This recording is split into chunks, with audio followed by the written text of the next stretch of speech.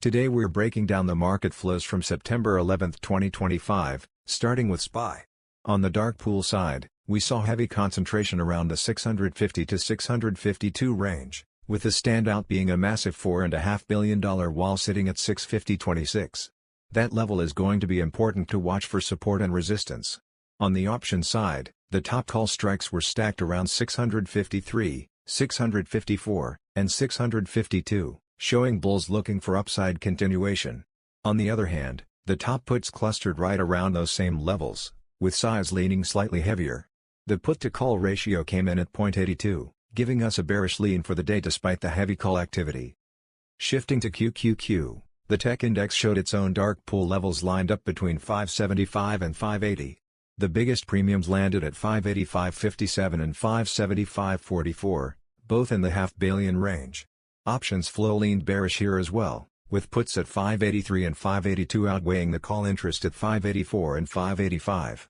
The put-to-call ratio sat at 0.70, which keeps pressure to the downside unless bulls can reclaim momentum.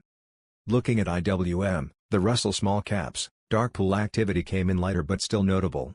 The biggest levels were set around 238.50 and 239.90, each carrying around $100 million in premium.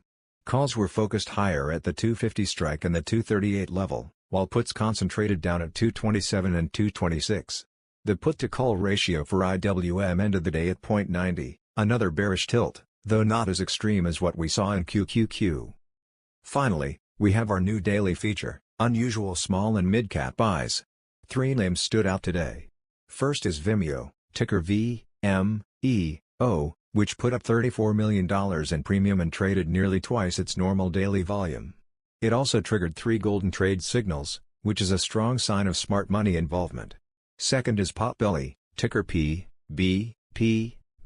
a smaller discretionary stock that traded at 2.5 times its average daily volume, with $23 million in premium and 2 golden trades attached. And third is Zurn LK Water Solutions, ticker ZWS.